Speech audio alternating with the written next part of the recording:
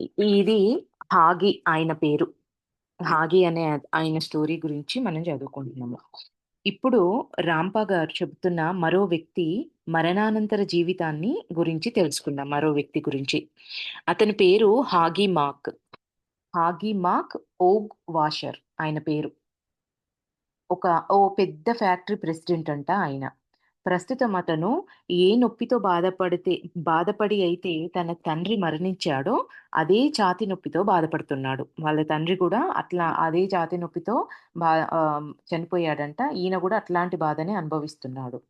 హాగి తల్లిదండ్రులు ఐర్లాండ్ నుండి చాలా ఏళ్ల క్రితమే కెనడాకి వచ్చి స్థిరపడ్డారు. ఈయన తల్లిదండ్రులే వాళ్ళు హ్మ్, ఐర్లాండ్ వాస్తవ్యులు. అక్కడి నుంచి కెనడాకొచ్చి కెనడాలో స్థిరపడ్డారంట. అంటే ఆయన కెనడాలో పుట్టి పెరిగాడు. వాళ్ళు నిజానికి యూదులు కానీ, వలస వచ్చిన క్రిస్టియన్ క్యాథలిక్కుల్లాగా చెలామణి అవుతున్నారు. అంటే ఇక్కడ నేను కొంచెము చెప్తానండి. యూదులు వాళ్ళేమో యూదులు. కానీ వలస వచ్చిన క్రిస్టియన్ క్యాథలిక్కుల్లాగా చెలామణి అవుతున్నారు అని చెప్పాడు. అయితే వాళ్ళు నిజానికి యూదులు. కానీ వలస వచ్చిన క్రిస్టియన్ క్యాథలిక్కుల్లాగా చెలామణి అవుతున్నారన్నట్టు ఈ కెనడాకొచ్చి. అయితే ఇక్కడికొచ్చి ఇక్కడ ప్రజల నమ్మకాన్ని బట్టి రంగురాళ్ళ వ్యాపారం అంటే రకరకాల రంగురాళ్ళు ల్యాబులలో ప్రాసెస్ చేసి వాటికి మెరుపుని తెప్పించి షోరూమ్‌లో అమ్మడం లాంటి ఇవి మొదలుపెట్టారట ఆ బిజినెస్‌ని. వీళ్ళు ఐర్లాండ్ నుంచి కెనడాకొచ్చి ఇక్కడ మతాన్ని వాళ్ళదేమో యూదు మతమైతే వాళ్ళు క్రిస్టియన్ క్యాథలిక్కుల్లాగా మార్చుకొని చెలామణి అయ్యి వాళ్ళొక రంగురాళ్ళ వ్యాపారాన్ని స్టార్ట్ జేశారు. అది ఈ వాళ్ళేం జేస్తారు, ఈ స్టోన్స్ అన్నింటిని, ఈ రాళ్ళన్నింటిని నిజానికి యూదులు. కానీ వలస వచ్చిన క్రిస్టియన్ క్యాథలిక్కుల్లాగా చెలామణి అవుతున్నారన్నట్టు ఈ కెనడాకొచ్చి. అయితే ఇక్కడికొచ్చి ఇక్కడ ప్రజల నమ్మకాన్ని బట్టి రంగురాళ్ళ వ్యాపారం అంటే రకరకాల రంగురాళ్ళు ల్యాబులలో ప్రాసెస్ చేసి వాటికి మెరుపుని తెప్పించి షోరూమ్‌లో అమ్మడం లాంటి ఇవి మొదలుపెట్టారట ఆ బిజినెస్‌ని. వీళ్ళు ఐర్లాండ్ నుంచి కెనడాకొచ్చి ఇక్కడ మతాన్ని వాళ్ళదేమో యూదు మతమైతే వాళ్ళు క్రిస్టియన్ క్యాథలిక్కుల్లాగా మార్చుకొని చెలామణి అయ్యి వాళ్ళొక రంగురాళ్ళ వ్యాపారాన్ని స్టార్ట్ జేశారు. అది ఈ వాళ్ళేం జేస్తారు, ఈ స్టోన్స్ అన్నింటిని, ఈ రాళ్ళన్నింటిని ప్రాసెస్ చేసి ఆ షోరూమ్‌లో అమ్మడం వీళ్ళ బిజినెసు. అయితే అది అద్భుతంగా అభివృద్ధికొచ్చి కొడుకైన హాగి బిజినెస్‌లోకి వచ్చేటప్పటికి తండ్రి మేసెస్ దాన్ని ఒక పెద్ద ఫ్యాక్టరీగా అభివృద్ధి చేశాడు. తల్లిదండ్రులు అక్కడి నుంచి ఇక్కడ వలసొచ్చి ఇక్కడ వ్యాపారాన్ని మొదలుపెట్టారు. ఇప్పుడు ఎవరైతే మనం మాట్లాడుకునే హాగి స్టోరీ ఉందో ఈయన వాళ్ళ కొడుకు.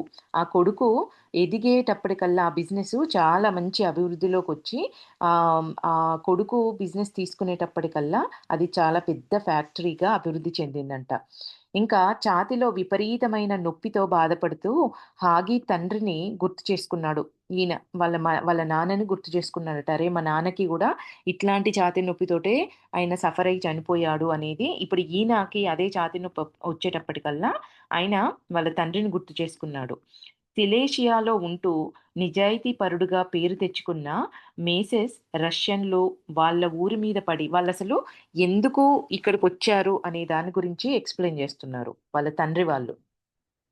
అయితే మంచి నిజాయితీపరుడుగా పేరు తెచ్చుకొని వాళ్ళ నాన్న పేరు మేసెస్ అండి.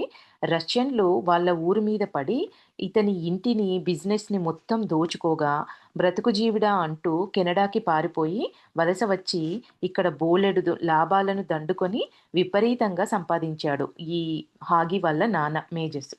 ఆ సాయంకాలం సెక్రటరీ సహాయంతో మేజెస్ కారులో ఇంటికి చేరుకున్నాడు. ఒక సెకండ్ అండి. ఈయన పేరు కంప్లీట్ నేమ్ ఏంటి? హాగి మాకు ఊషర్. ఓకే. ఆ సాయంకాలం సెక్రటరీ సహాయంతో మేజస్ కారులో ఇంటికి చేరుకున్నాడు. మంచి ధనవంతుల ఇల్లు. దేనికి లోటు లేదు. ఇంటికి చేరగానే అతని భార్య కంగారు పడి అతనిని సేదదీర్చసాగింది. మేజస్‌ను "నువ్వు బాగా అలిసిపోయావు" అని చెప్పి భార్య చిన్నగా భర్తతో మాట్లాడుతుంది. మనం కాస్త ఎటైనా వెళ్ళి విశ్రాంతి తీసుకుందాం. ఎంతసేపు పనులు, పనులు అంటూ నువ్వు ఈ బిజినెస్‌లో పడి అసలు రెస్ట్ తీసుకోకుండా, నీ గురించి నువ్వు ఆలోచించుకోకుండా పనులలో పడిపోయావు. మనము కొంత నీకు కొంచెం విశ్రాంతి అవసరము. ఎక్కడికైనా మనం ఎళ్లి కొంత రిలాక్స్ అవుదాము వెకేషన్ లాగా అని భార్య చెప్పిందంట. అతనికి తాగడానికి డ్రింక్ కలిపి ఇచ్చింది. తాగుతూ మేసెస్ తన సందేహాలను వెలిబుచ్చాడు.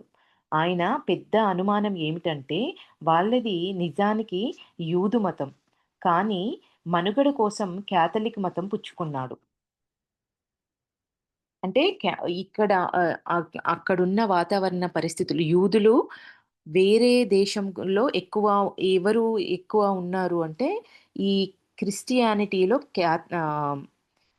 క్యాథలిక్ అనే క్రిస్టియన్స్ ఎక్కువగా ఉంటారు కాబట్టి, వాళ్ళు ఈ దేశంకొచ్చాము, మనం యూదులమని చెప్తే, మన మీద మళ్ళీ ఆల్రెడీ దాడి జరిగి, దొంగతనము ఇవన్నీ జరిగి, వాళ్ళు బతుకు జీవుడా అంటూ అక్కడి నుంచి ఈ దేశం వచ్చారు కాబట్టి, వాళ్ళు బ్రతుకుదెరువు కోసము వాళ్ళ మతాన్ని మార్చుకున్నట్టుగా క్యాథలిక్కుల్లాగా బయటికి కనబడుతున్నారు. అయితే ఇప్పుడు చావు దగ్గర పడింది ఆయనకి. అతని మనసులో ఎన్నో అనుమానాలు. మళ్ళీ యూదుల మతంలోకి వెళ్ళిపోదామా అన్న ఆలోచన. చివరి చే ఆహ్, చావుకు దగ్గరలో ఉన్నప్పుడు తెలుస్తూ ఉంటుంది గదా! తప్పొప్పులు. ఆయనకిప్పుడు అనిపిస్తుందంట, తిరిగి మళ్ళీ యూదు మతంలోకి వెళ్ళిపోదామా అన్న ఆలోచనలో పడ్డాడట. కానీ ఇప్పుడెలా వెళ్ళటం అని సందేహం. ఇన్ని సంవత్సరాలుగా క్యాథలిక్కుల్లాగా చెలామణిలో ఉండి అందరికీ క్యాథలిక్, క్రిస్టియన్స్ అని తెలిసి, ఇప్పుడు చివరి స్టేజ్‌లో మతం మార్చుకుంటే ఎట్లా అనేది మళ్ళీ ఆలోచిస్తున్నాడు. కాసేపటికి మేజర్స్‌కి మళ్ళీ ఛాతీలో నొప్పి మొదలైంది. తీవ్రంగా ఉంది. భార్యతో మళ్ళీ గుర్తు చేసుకున్నాడు. వాళ్ళు కెనడాకి ఎలా వచ్చింది? ఎలా కష్టపడింది? ఈ చివరి సమయంలో మేజర్స్‌కి తన పూర్వ యూదు మతంలోకి మారిపోవాలనిపిస్తోంది అని భార్యతో చెప్పాడంట. చివరి స్టేజ్‌లో ఉన్నప్పుడు మనం చేసిన తప్పులు, ఒప్పులు అన్నీ మనకొక ఒక టీవీ మీద స్క్రీన్‌లాగా అన్నీ కనబడుతూ ఉంటాయి. ఇప్పుడాయన అదే ఎక్స్‌పీరియన్స్ అయితున్నాడు. ఇంకా వాళ్ళు కెనడాకి ఎలా వచ్చింది? ఎలా కష్టపడింది? ఇవన్నీ తలుచుకొని, ఈ చివరి సమయంలో మేజర్స్‌కి యూదు మతంలోకి మారిపోవాలనిపిస్తోందని భార్యతో చెప్తే, భార్య వద్దు అని చెప్తుందంట. ఇప్పుడెలా మారడం మేజర్స్? ఇన్నేళ్ల తర్వాత మనం మళ్ళీ పూర్వీకుల దగ్గరికి వెళ్ళనూ లేము, మతం మళ్ళీ మార్చుకోను లేము. ఆ మతంలోకి వెళ్ళనూ లేము. మన మన పూర్వీకుల దగ్గరికి వెళ్ళను లేము. మళ్ళీ ఆ మతంలోకి వెళ్ళలేము. వద్దు అనేది భార్య జెప్తుంది.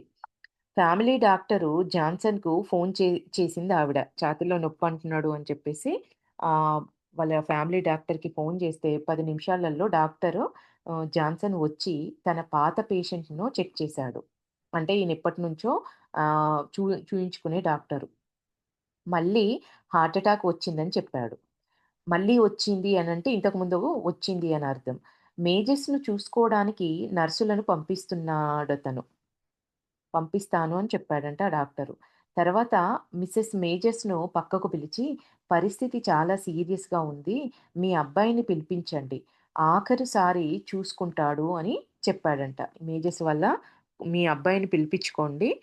ఇంకా ఆయనకి మళ్ళీ హార్ట్ అటాక్ వచ్చింది కాబట్టి ఇప్పుడు చాలా సీరియస్‌గా ఉంది. కనీసం చివరిసారి చూసుకుంటాడు" అని డాక్టరు వాళ్ళ భార్యతో చెప్పాడు.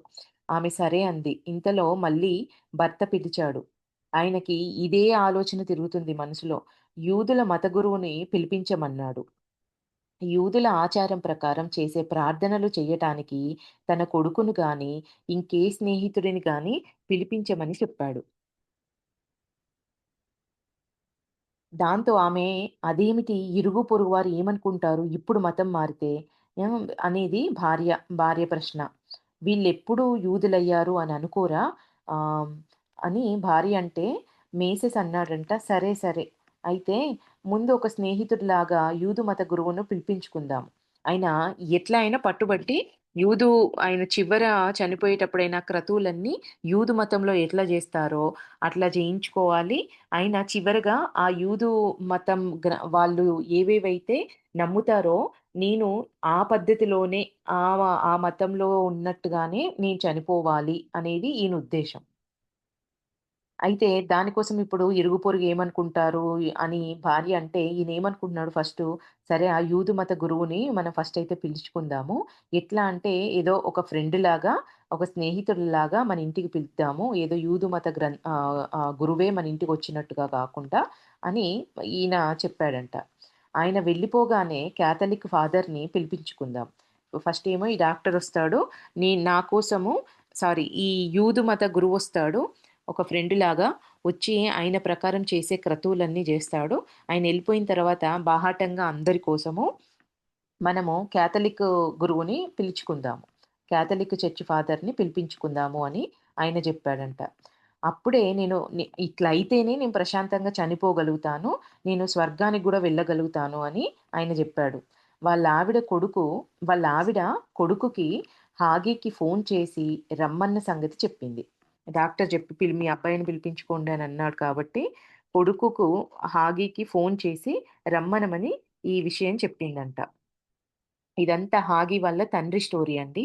వాళ్ళ తండ్రి ఎట్లా చనిపోయాడు అనేదే చెప్తున్నారింకా. హాగి స్టోరీ మొదలు గాలేదు. ఇంకా ఇదంతా హాగి తన గుండె నొప్పి సందర్భంగా తండ్రి బాధను, తండ్రితో తన అనుబంధాన్ని గుర్తు చేసుకున్నాడు. అప్పుడు వాళ్ళ తండ్రి ఇమేజెస్ ఆయన చనిపోయేటప్పుడు యూదు మత గురువుని ఎట్లా పిలిపించుకోవాలి, ఇవన్నింటి గురించి వాళ్ళ నాన్న ఎట్లా బాధపడ్డాడో అవన్నీ అదే గుండె నొప్పితో బాధపడుతున్న హాగి ఇప్పుడు అవన్నీ తలుచుకున్నాడట. ఆయన తండ్రితో ఉన్న అనుబంధాన్ని గుర్తు చేసుకున్నాడు. వాళ్ళమ్మ నుంచి ఫోను రాగానే హాగి బయలుదేరి తెల్లవారుతుండగా ఊరు చేరుకొని కాస్త రెస్ట్ తీసుకొని తండ్రిని చూడ్డానికి గదిలోకి వెళ్ళాడు. తండ్రి బెడ్ మీద కూర్చొని తలకు యూదుల పవిత్రంగా అప్పుడప్పుడు పెట్టుకునే టోపీని పెట్టుకొని ఉన్నాడు. ఒక చిన్న టోపీ ఉంటుందండి. టోపీలాగా ఉంటుంది. అది పెట్టుకొనున్నాడంట. ఎవరైతే యూదులు ఉంటారో వాళ్ళది పెట్టుకుంటారు. ఇప్పుడాయన యూదుల్లాగా మారాలనుకున్నాడు గాబట్టి అది పెట్టుకొని బెడ్ మీద పడుకొనున్నాడంట. తండ్రి బెడ్ మీద కూర్చొని తలకు ఆ టోపీని పెట్టుకొని ఉన్నాడు. భుజాల మీదుగా ప్రార్థన సమయంలో వేసుకునే ఒక శాల్వా కప్పుకొని ఉన్నాడంట. కొడుకుని చూడగానే బలహీనంగా ఓ నవ్వు నవ్వి, "హాగీ వచ్చావా? నా కోసం ఓ పని చెయ్యి. నేనేమో యూదుని. నువ్వేమో అసలైన క్యాథలిక్కువి. నా కోసం యూదుల ప్రార్థనలను సరిగ్గా పాత పద్ధతిలో ఎలా చదువుతారో అలా చదవగలవా?" అని తండ్రి హాగీనడిగాడంట. హాగీ ఆలోచనలో పడ్డాడు. ఎందుకంటే హాగీకి క్రీస్తు పట్ల, బైబిల్ పట్ల, చర్చి పట్ల ఎనలేని విశ్వాసం. ఇప్పుడు తండ్రి కోసం మళ్ళీ యూదుల మత ప్రార్థనలను ఎలా చేయడం? ఈ యూదుల మత ప్రార్థనలు వీళ్ళవి వేరుగా ఉంటాయి కాబట్టి అవి ఏం తెలీదు. ఈయన పుట్టి పెరిగినప్పటి నుంచి క్రైస్తవులు ఎట్లా అయితే క్రైస్తవులు ఎట్లా అయితే ప్రార్థన జేస్తారో, వాళ్ళు ఆ జీసస్ క్రైస్ట్ పైన ఎట్లా అయితే వాళ్ళ నమ్మకం ఉంటుందో, అట్లా ఈయన హాగీకి విపరీతమైన నమ్మకం బైబిల్ పట్ల. ఇప్పుడు అయితే నాకో సందేహం. ఆయనేమంటున్నాడు, ఇతని ఆలోచనలను కనిపెట్టి, ఇప్పుడు వాళ్ళ తండ్రి అడుగుతున్నాడు, నా కోసం యూదు మత ప్రార్థనలను ఎలా చేస్తారో శాస్త్రీయంగా అట్లా చెయ్యవా అని చెప్పేసి తండ్రి అడిగాడు. ఇతని ఆలోచనలు కనిపెట్టిన తండ్రి, పర్లేదు హాగి, నిన్ను అర్థం చేసుకోగలను. అయితే నాకో సందేహం. ఎందుకో క్యాథలిక్కులు చావుకి భయపడతారు. ఇంకా తండ్రి ప్రశ్న అడిగేటప్పటికల్లా కొడుకు ఇవన్నీ ఆలోచిస్తున్నాడు. నేనేమో జీసస్ క్రైస్ట్‌ని, ఈ బైబుల్‌ని, సిద్ధాంతాల్ని నమ్ముతాను. ఇప్పుడు ఈయన కొత్తగా ఈ యూదుల ప్రార్థనలు చేయమంటున్నాడన్న ఆలోచనలో పడగానే, ఈ తండ్రి అవి గమనించాడు. కొడుకు ఆలోచనలో పడ్డాడు అని. గమనించి అంటున్నాడు, "పర్లేదులే హాగి, నువ్వు నిన్ను నేను అర్థం చేసుకోగలను. కానీ నాకో సందేహముంది. ఎందుకో క్యాథలిక్కులు చావుకు భయపడతారు వాళ్ళు. రోమన్ క్యాథలిక్కులకు మాత్రమే స్వర్గంలో చోటుంటుందని ప్రచారం చేస్తారు. వాళ్ళు మాత్రమే. అంటే రోమన్ ఈ ఇది చానా ఈ రోమను, రష్యా ఇట్లాంటి ప్రదేశాలలో ఉండే క్రిస్టియన్‌లు పా జీసస్ క్రైస్ట్ ఉన్నప్పుడు ఎట్లాంటి విధానాలనైతే నమ్మారో, అట్లాంటి విధానాలను నమ్ముతారన్నట్టు. అంటే వీళ్ళని ఆర్థడాక్స్ వాళ్ళు అని కూడా అనొచ్చు.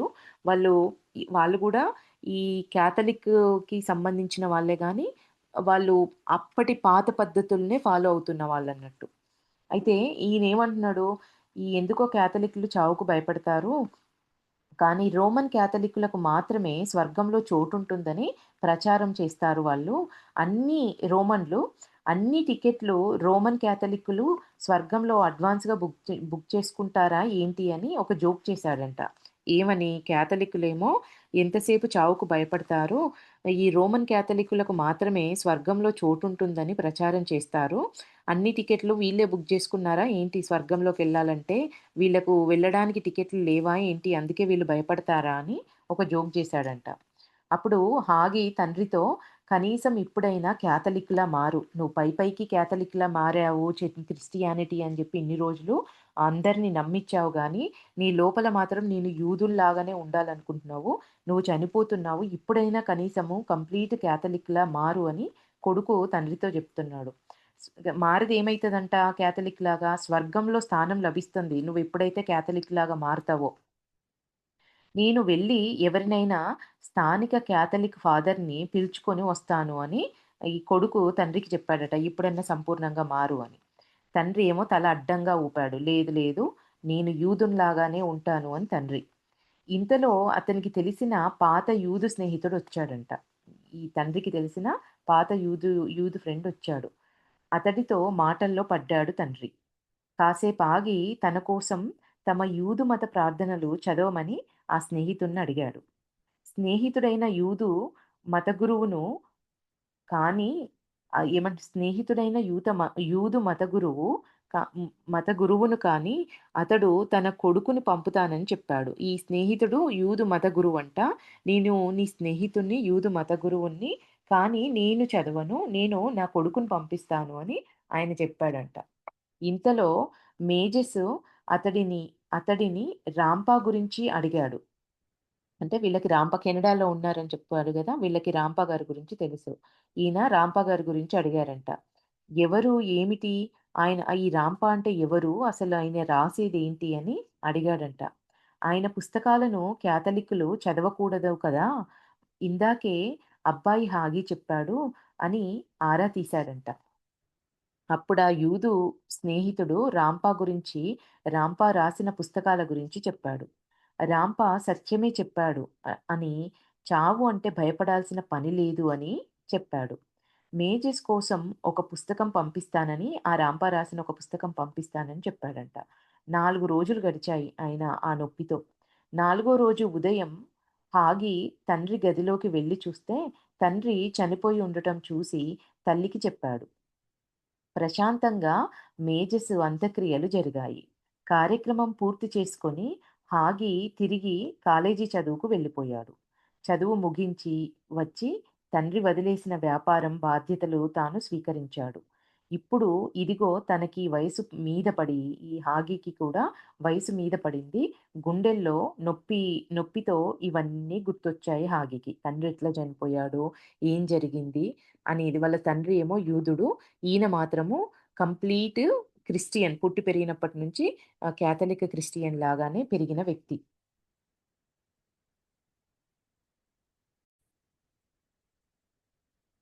ఒక్కసారి ఉలిక్కిపడి వర్తమానంలోకి వచ్చాడు హాగి. ఇదంతా ఈయన ఛాతీలో నొప్పితో బాధపడుతూ ఇదంతా తలుచుకొని ఉలిక్కిపడి ఒక్కసారిగా ఆయన ప్రెజెంట్‌లోకి వర్తమానంలోకొచ్చాడు. జరిగిపోయినయన్నీ తవ్వుకొని ఆలోచిస్తున్నాడు కదా! ఇంకా ఏమనుకున్నాడట, నాన్నలాగా తాను కూడా చనిపోతానా అని అనిపించింది. కొన్ని గంటల తర్వాత ఆఫీసులో తాను చూడాల్సిన పేపర్‌లు చూసి ఇంటికి కారులో బయలుదేరాడు హాగి. ఇంతకు ముందు ఇంటి నుండి ఆఫీస్‌కి, ఆఫీసు నుంచి ఇంటికి వెళ్ళేటప్పుడు ముఖ్యమైన కాగితాల్లో హాగి తలదూర్చిన హాగి మొట్టమొదటిసారిగా బయటికి చూడసాగాడు. ఆ కార్‌లో కూర్చొని ఎంతసేపు పేపర్‌లు ఏంటి ఫ్యాక్టరీ వర్క్‌కి సంబంధించిన ఫైల్‌లను ముందేసుకొని వాటిని చూస్తూ ఉండేవాడంట కార్‌లో వెళ్తున్నప్పుడు గూడా. అట్లాంటి స్థితిలో ఉన్న వ్యక్తి ఇప్పుడు ఆయనకు ఛాతీలో నొప్పొచ్చేటప్పటికల్లా భయం ఏర్పడింది. నేను మా నాన్నలాగా చనిపోతానా అనిపిచ్చింది. ఇంటికొచ్చేటప్పుడు ఆయన మొదటిసారి ఆ కాగితాలలో తల పెట్టకుండా కిటికీలో నుంచి అంటే కారులో నుంచి బయటికి చూడడం మొదలుపెట్టాడంట. ఆ బిల్డింగులు, లాను ఆహ్లాదంగా చూస్తూ తాను చనిపోతే ఈ ప్రపంచం మామూలుగా సాగిపోతూనే ఉంటుంది కదా! తను లేకపోతే తను లేకపోయినా కూడా అని అనుకున్నాడంట. తననుకున్నాడు ఈ పచ్చని లాను, బిల్డింగులు ఇదంతా నేనున్నా లేకపోయినా కూడా మామూలుగానే సాగిపోతూ ఉంటుంది కదా అనుకున్నాడంట. ఇంటికి వెళ్ళగానే మిసెస్ హాగి కంగారు పడి డాక్టర్‌కు ఫోన్ చేయడం, ఆయన వచ్చి చెక్ చేసి "కంగారు పడకండి, తగ్గిపోతుందిలే" అని చెప్పి ధైర్యం చెప్పి బెడ్ రెస్ట్ ఉండమని చెప్పి నర్సులను పంపిస్తాను అని డాక్టర్ చెప్పాడంట. మిమ్మల్ని 24 గంటలు కనిపెట్టుకొని ఉంటారు అని చెప్పి ఏ మందులు వాడాలో చెప్పి వెళ్ళిపోయాడు. ఈయన కూడా వయసు మీద పడింది. పెద్దవాడయ్యాడు. ఆయనకి అదే గుండె నొప్పొచ్చింది. కాపోతే డాక్టరొచ్చి "కంగారు పడాల్సిన అవసరం ఏం లేదు. మీరు, మీరు కొంచెం రెస్ట్ తీసుకొని బెడ్ రెస్ట్ తీసుకుంటే సరిపోతుంది. నేను ఒక డాక్టర్‌ని మీకిక్కడ అసైన్ చేస్తాను. మిమ్మల్ని చూడ్డానికి ఎప్పటికప్పుడు" అని చెప్పి ఆ డాక్టర్ ఎళ్ళిపోయాడంట. ఆ రాత్రి హాగీకి చాలా కష్టంగా గడిచింది. భార్యతో అన్నాడు, "నేను ఈరోజో, రేపో మా నాన్నని కలుస్తాను" అని భార్యతో అన్నాడంట. అంటే చనిపోయిన వాళ్ళ నాన్నని నేను కలుస్తాను అంటే నేను చనిపోతాను అని భార్యతో చెప్పాడు. ఆవిడ కంగారు పడి క్యాథలిక్ ప్రీస్ట్‌కి ఫోన్ చేసి రమ్మని చెప్పింది. హాగి ఊరిలో ప్రముఖుడు. చాలా డబ్బున్న వాళ్ళు కదా! కాబట్టి ఊరిలో చానా ప్రముఖుడు, ధనవంతుడు. చర్చికి ఎంత ధన సహాయం చేస్తూ చర్చికి ధన సహాయం చేస్తుంటాడు కాబట్టి వెంటనే ప్రీస్ట్ వచ్చాడు. డొనేషన్స్ ఎప్పుడు బాగా డబ్బున్నవాడు కాబట్టి ఆ చర్చిలకి బాగా అందులోనూ చిన్నప్పటి నుంచి చర్చులని ప్రీస్టులని, జీసస్ క్రైస్ట్‌ని బాగా నమ్ముతాడు కాబట్టి ఈయన ఎప్పుడూ ఆ చర్చిలకు ధన సాయం చేస్తుండేవాడు. బాగా డబ్బున్నవాడు, ప్రముఖుడు కాబట్టి ఒక్క కాల్ చేయగానే ప్రీస్ట్ వెంబటే వచ్చేసాడంట. ఆయన రాగానే గదిలోని నర్సును బయటికి పంపి హాగి ఆయనతో మాట్లాడాడు. ప్రీస్టు ఎంతో ధైర్యంగా చెప్పాడు హాగీకి. "మీరు అసలైన రోమన్ క్యాథలిక్కు. చర్చికి ఎంతో సహాయం చేశారు. మీరు డైరెక్ట్‌గా స్వర్గానికే వెళ్తారు. మీకు నా ప్రార్థనలు కూడా జత కలుపుతాను. ధైర్యంగా ఉండండి" అని చెప్పాడంట. "మీరు నిజమైన రోమన్ క్యాథలిక్కులు. మీరు ఈ క్యాథలిక్కులెవ్వరైనా కూడా చనిపోతే డైరెక్ట్ స్వర్గానికే ఎళ్తారు. వాళ్ళు ఎన్ని దరిద్రాలు చేసినా, వాళ్ళెవరిని మర్డర్ చేసినా కూడా చనిపోయిన తర్వాత డైరెక్టు వాళ్ళు స్వర్గానికే ఎళ్ళిపోతారు. ఆ ప్రీస్ట్ చెప్పారు, మీరు అసలైన రోమన్ క్యాథలిక్కు. మీరు ఈ చర్చికి కూడా ఎంతో ధన సహాయం చేశారు. ఎన్నో సహాయాలు చేశారు కాబట్టి, మీరు డైరెక్ట్‌గా స్వర్గానికే వెళ్ళిపోతారు. ఇంకా మీరెట్లా స్వర్గానికెళ్తారు, కానీ దానికి నా ప్రార్థనలు కూడా నేను జత కలుపుతా. ఇంకా ఈజీగా ఎళ్ళిపోవడానికి" అని ఆ ప్రీస్ట్ చెప్పాడంట. "ఏం భయపడకండి, ధైర్యంగా ఉండండి" అని. ఆ రాత్రి హాగీకి చాలా సేపు నిద్ర పట్టలేదు. నొప్పి కాస్త తగ్గినట్లనిపించింది. కిటికీలో నుంచి చెట్ల వెనకాల కనిపించే ఆకాశం వైపు, నక్షత్రాల వైపు చూడసాగాడు. ఇప్పుడింకా ఈ బ ఈ లోపల ఆ బాధ, చనిపోతున్నానని తెలుస్తుంది కాబట్టి, ఇప్పుడు డబ్బు సంపాదన, పేపర్లు, పని వీటిని పక్కన బెట్టి, ఇప్పుడు బయట ప్రపంచాన్ని, ఆ ప్రకృతిని చూడడం మొదలుపెట్టాడు. ఆయన చెట్ల వెనకాల కనిపించే ఆకాశం వైపు, నక్షత్రాల వైపు చూడసాగాడంట కిటికీలో నుంచి. తన చిన్నతనం తనకు చిన్నతనంలో చర్చి ఫాదర్‌లు చెప్పిన విషయాలు, తన తండ్రి యూదు మతంలో పుట్టి సోషల్ స్టేటస్ కోసం మతం మార్చుకోవడం అంతా గుర్తుకొచ్చింది. నేను నిజంగా నేను పూర్తిగా నేను క్యాథలిక్‌నేనా? మరి మా తండ్రి ఇట్లా మతం మార్చుకున్నాడు. ఇవన్నీ గుర్తు చేసుకుంటున్నాడు. క్యాథలిక్కులు తప్ప వేరెవ్వరూ స్వర్గంలో ప్రవేశించజాలరు అన్న సంగతిని పదే పదే బోధించిన వైనం అన్నీ ఆయనకు గుర్తొచ్చాయంట. ఎన్ ఎన్నో వేల సంవత్సరాలుగా భూమి మీద మనుషులున్నారు కదా! మరి క్రిస్టియానిటీ పూర్వం ఉన్న మనుష్యులంతా చనిపోయి ఎక్కడికెళ్తున్నారు? జీసస్ క్రైస్ట్ వచ్చిన తర్వాత ఈ క్రిస్టియన్ మతం పుట్టింది. ఈ జీసస్ క్రైస్ట్ కన్నా ముందు కూడా మనుషులున్నారు కదా! మరి ఈ క్రిస్టియానిటీని నమ్మిన వాళ్ళు స్వర్గానికెళ్తారంటున్నారు. మరి అంతకు ముందు వాళ్ళందరూ వీళ్ళెక్కడికెళ్లారు అన్న ఆలోచనొచ్చిందాయనకి. అయోమయంగా అనిపించిందంతా. ఎప్పటికో నిద్ర పట్టింది. చూడండి ఆ ఆలోచన ఎప్పుడొచ్చిందండి ఆయనకు? చనిపోయే ముందొచ్చింది. జీసస్ క్రైస్ట్ కన్నా ముందు మనుషులున్నారు కదా! మరి వాళ్ళు చనిపోతే ఏమైతారన్న ఆలోచన ఆయనకు చనిపోయే ముందొచ్చింది. అంతా అయోమయం అనిపిచ్చింది. ఆలోచిస్తూ ఎప్పుడో నిద్రబోయాడంట. ఆ తర్వాత కొద్ది రోజుల్లోనే హాగి కోలుకున్నాడు. డాక్టర్ వచ్చి సంతృప్తిగా తల ఊపి, "మిస్టర్ హాగి, మీరు బాగా కోలుకున్నారు. ఇక కొద్ది రోజుల్లో మీరు మీ భార్య కోరుకున్నట్లు ఎక్కడికైనా విశ్రాంతి కోసం వెళ్ళొచ్చు. ఏ ఊరెళ్దాం అనుకుంటున్నారు అని చెప్పి ఆ ప్రీస్టు ఆ డాక్టరు అడిగాడంట. హాగీకి ఏ ఊరు వెళ్ళాలని లేదు నిజానికి. ఎక్కడికన్నా అట్లా టూర్‌లకి ఏదో వెకేషన్‌కి ఎక్కడికెళ్ళాలని లేదంట. బాగా అలిసిపోయినట్లు అనిపిస్తోందాయనకు. డాక్టరు, నర్సు, తన భార్య అంతా చెబుతున్నారు బాగా కోలుకున్నాడు అని చెప్పి. కానీ హాగీకి నొప్పిగా లేకపోయినా కూడా ఛాతీలో ఏదో సరిగ్గా లేదు అని అనిపిస్తోంది. అది ఏంటో తెలియడం లేదు హాగీకి. చర్చి ఫాదర్ కూడా అన్నాడు, "దేవుడి దయ వల్ల మీరు కోరుకున్నారని. అందరూ ఆయన కంప్లీట్‌గా రికవర్ అయిపోయాడు. అంతా నార్మల్ అయిపోయాడని అందరూ అంటున్నారు. డాక్టర్ అంటున్నాడు, చుట్టుపక్కల వాళ్ళంటున్నారు. కానీ ఈయనకు మాత్రము అట్లా అనిపిచ్చట్లేదు. లోపల ఏదో ఛాతీలో ఏదో సరిగ్గా లేదనిపిస్తోంది. ఏదో అలసటగా, నీరసంగా ఉన్నట్లుగానే అనిపిస్తోందాయనకు. డాక్టర్ గారు చెప్పినట్లు ఇక బెడ్ మీద నుండి దిగవచ్చునని ఆహ్, అనిపించింది హాగీకి. నెమ్మదిగా మంచం దిగి కిటికీ దాకా నడిచి తొంగి చూశాడు. ట్రాఫిక్‌ని, మనుషులను కిందికి వాళ్ళందరిని చూసి కిందికెళ్ళాలనిపించిందంట. నెమ్మదిగా తలుపు వైపు నడిచి తలుపు తీసి మెట్ల మీద కాలు పెట్టాడు. 1, 2, 3 సడెన్‌గా భయంకరమైన నొప్పితో గిలగిలలాడిపోతూ గట్టిగా అరిచి మెట్ల మీదుగా జారి పడిపోయాడు హాగి. 3, 4 రోజుల తర్వాత కంప్లీట్‌గా రికవర్ అయిపోయాడు అనేమో అందరనుకున్నారు. ఇంక నువ్వు చక్కగా నార్మల్‌గా అన్ని పనులు జేసుకోవచ్చు అని డాక్టర్ జెప్పాడు. ప్రీస్ట్ గూడా నువ్వు చక్కగా కోలుకున్నందుకు శుభాకాంక్షలని ఆయన జెప్పాడు. ఆయన ఆ మనుషులను బయటున్న ట్రాఫిక్‌ని కిటికీలో నుంచి తొంగి చూసి చిన్నగా నడవాలని ప్రయత్నించిన తర్వాత ఆయనకి సడెన్‌గా ఒక 2, 3 స్టెప్పులెయ్యగానే భయంకరమైన నొప్పితో గిలగిలలాడిపోతూ గట్టిగా అరిచి మెట్ల మీద నుంచి జారి పడిపోయాడంట. అదృష్టవశాత్తు అప్పుడే ఆహ్, డాక్టర్ లోపలికి అడుగు పెడుతున్నాడు. హాగీ భార్య, నర్సు పరిగెత్తుకుంటూ వచ్చారు. హాగీకి ఏవేవో గుసగుసలు వినిపిస్తున్నాయి. పడిపోయిన వ్యక్తి హాగీకి. కారు, కారు హారను అర్థమైంది.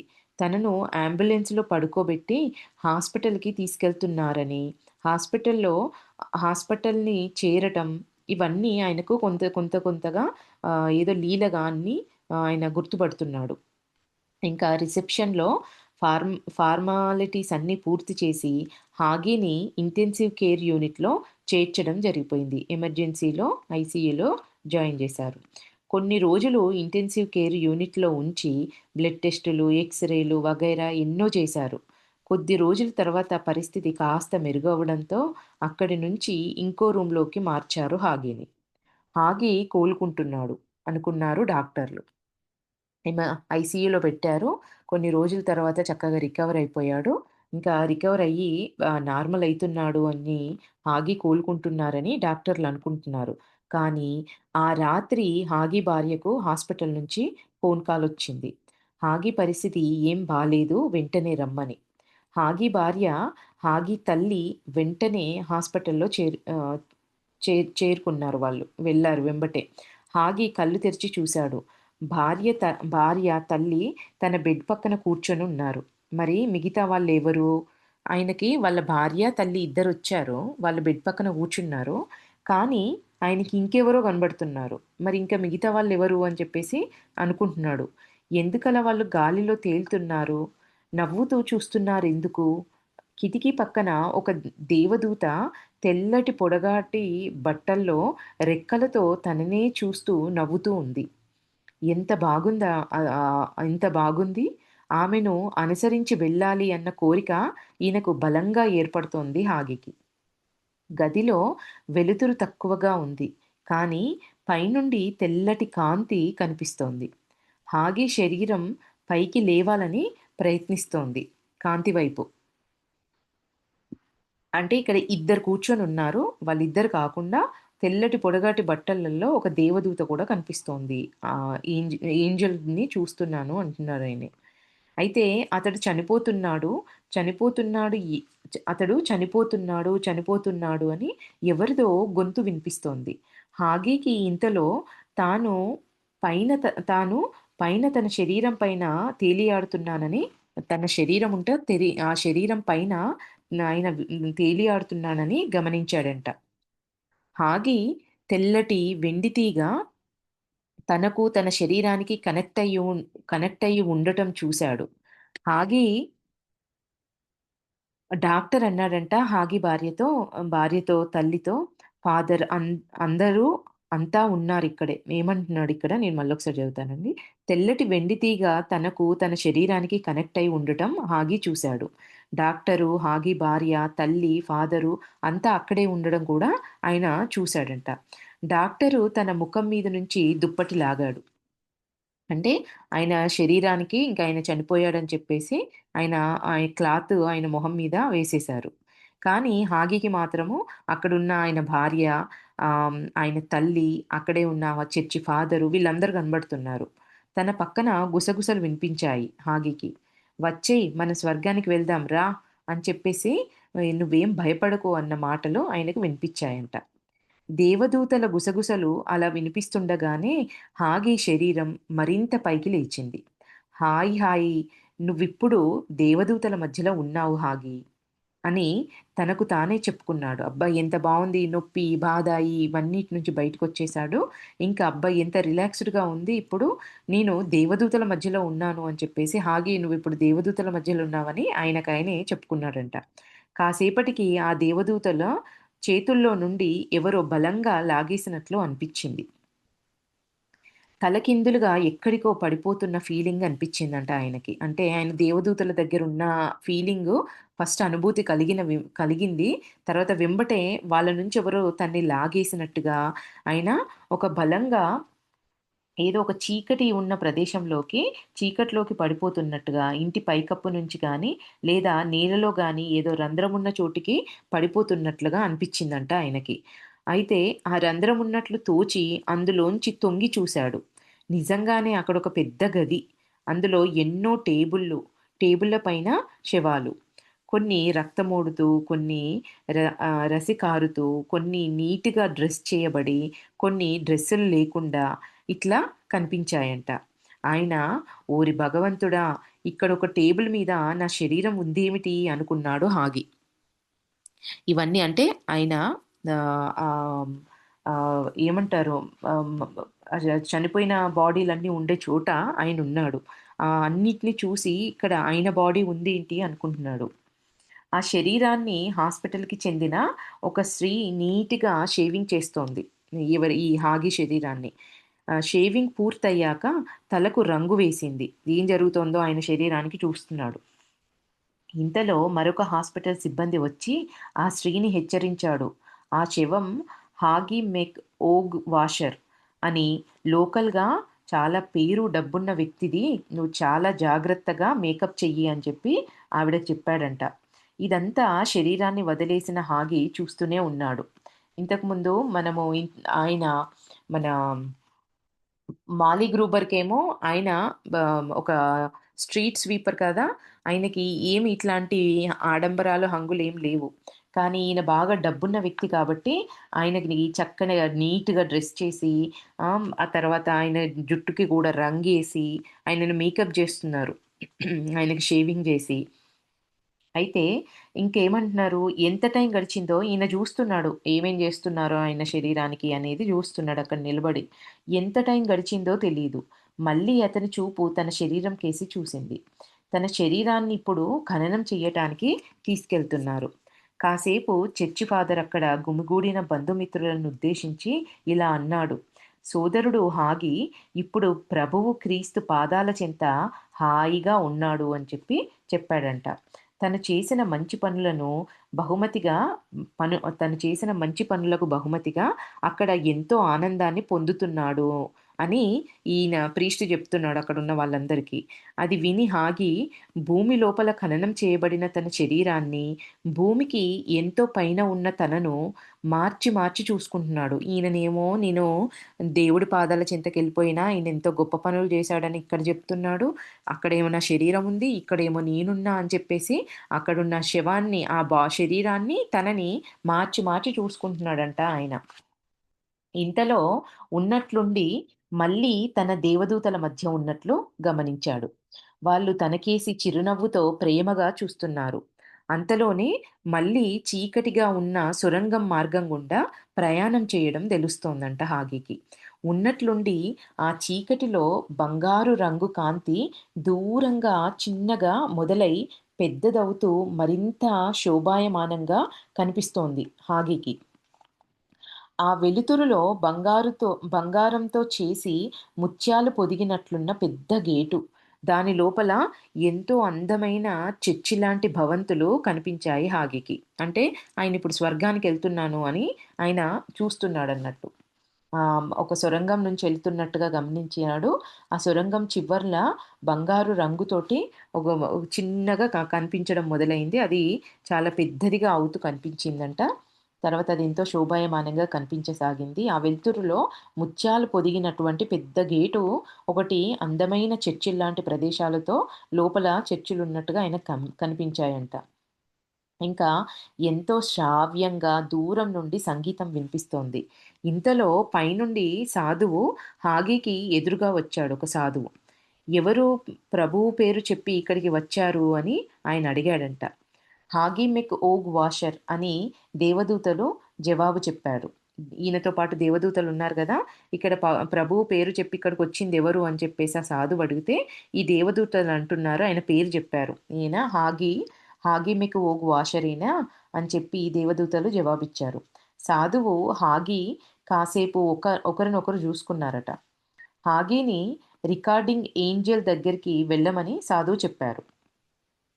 ఆయన ఒకరినొకరు చూసుకున్నాక నువ్వు రికార్డింగ్ ఏంజెల్ దగ్గరికి వెళ్ళమని ఆయన చెప్తే, ఇలా ఆయన అంటున్నాడు. అంటే ఇలా వచ్చిన వారి వివరాలన్నీ చెక్ చేసి నోట్ చేసుకునే దేవదూత అన్నమాట ఇక్కడ. ఈ రికార్డింగ్ ఏంజెల్ అంటే ఆ ఏంజెల్ ఏం చేస్తుందంట, ఇట్లా వచ్చిన వాళ్ళందరినీ వాళ్ళ పేర్లు, వాళ్ళ డీటెయిల్స్ అన్నీ నోట్ చేసుకుంటుందంట.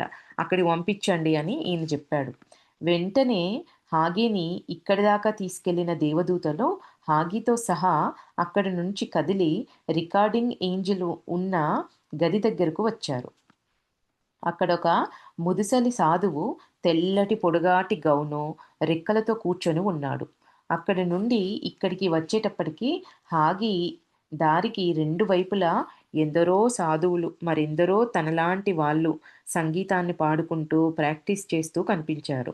రికార్డింగ్ ఏంజెల్ ఇతన్ని చనిపోయిన తేదీ, ఎలా చనిపోయింది అన్నీ అడిగి తన దగ్గరున్న పుస్తకంలో వివరాలన్నీ సరిపోయాయా లేదా అని చూసుకున్నారంట. చెక్ జేసుకుంటున్నారు. వచ్చిన సోల్ కరెక్టేనా? మరి ఇంకెవరన్నా వచ్చారా? అని ఆయన చనిపోయిన తేదీ, ఎట్లా చనిపోయింది, ఆమె దగ్గరున్న ఆ రికార్డ్‌లో ఉన్నవి ఈయనని అడిగి రెండిటిని టాలీ జేసుకొని చూసుకుందంట. ఇంకా వివరాలు సరిపోయాయా? లేదా? చూసుకొని ఓకే. మీరు ఇక చర్చికి వెళ్ళండి అని చెప్పేసి ఇంకా ఈ క్లియర్‌గా చెప్పాలంటే రిసెప్షన్ ఏంజెల్ అన్నట్టు. ఆ ఏంజెల్ చెప్పిందంట. మళ్ళీ ఆగి అతనిని వెంట పెట్టుకొని వచ్చిన దేవదూతలు కదిలారు ఆ చర్చి వైపెళ్ళడానికి.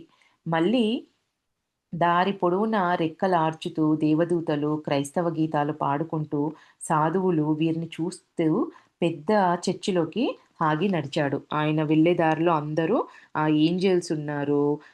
క్రైస్తవ గీతాలు పాడుకుంటూ పెద్ద ఇంకేమన్నారు సాధువులు వీళ్ళందరూ ఆ దారెంబట కనిపిస్తున్నారంట ఈయన వెళ్ళేటప్పుడు. అక్కడ అక్కడ హాలంతా దేవదూతలతో నిండిపోయి ఉంది. అక్కడ వినిపిస్తున్న సంగీతానికి అనుగుణంగా వాళ్ళ రెక్కలు కదులుతున్నాయి ఆ చర్చి లోపల. అంతా అలా ఎంతసేపు గడిచిందో కూడా ఆయనకు తెలీదు. కాసేపటికి సంగీతం ఆగిపోయిందంట.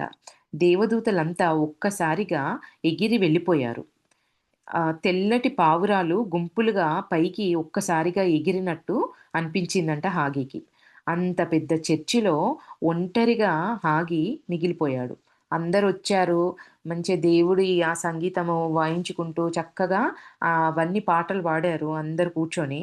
హాగి అట్లా ఎంతసేపు కూర్చున్నాడో కూడా ఆయనకి తెలీదు.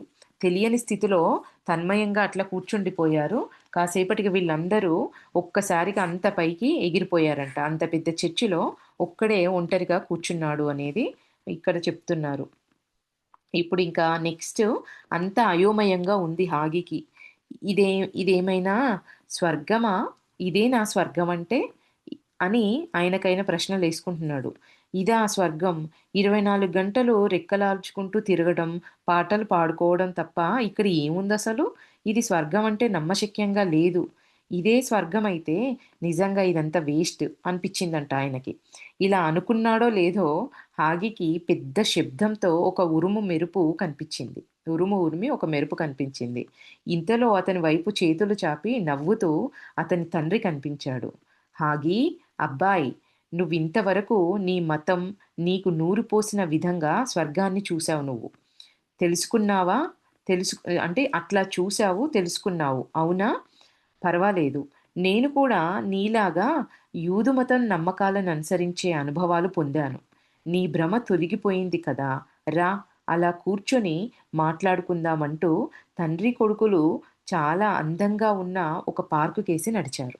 వాళ్ళ నాన్న ఎవరు 'హాగి' వాళ్ళ నాన్న ఆయన ఈయన ఇదంతా వేస్ట్ ఇదే స్వర్గమైతే దీన్ని స్వర్గం అంటారా అని అనుకోగానే పెద్ద శబ్దం ఉరుములాగా ఉరిమి ఒక పెద్ద మెరుపు కనిపించింది. 2 చేతులు చాపి వాళ్ళ నాన్న కనిపించాడు. 'హాగి' వాళ్ళ నాన్న. అని ఆయన అంటున్నాడు, "అబ్బాయ్, నువ్వు ఇంతవరకు నీ మతం నీకేదైతే నూరిపోసిందో దాన్ని ఆ విధంగా ఆ దృష్టితో నువ్వు దీన్ని చూసావు కాబట్టి నువ్వు స్వర్గాన్ని చూసావు. ఇప్పుడు ఇదా స్వర్గం అని నువ్వు తెలుసుకున్నావు కదా! ఇప్పుడు పర్లేదు.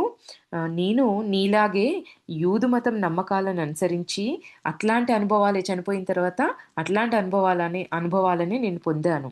ఇప్పుడు నీ భ్రమ తొలగిపోయింది కదా! రా అలా కూర్చొని మాట్లాడుకుందామంటూ తండ్రి కొడుకులు చాలా అందంగా ఉన్న ఒక పార్కుకేసి నడిచారంట. దీన్ని వాటికి ఇక్కడికి ఆపుదామండి.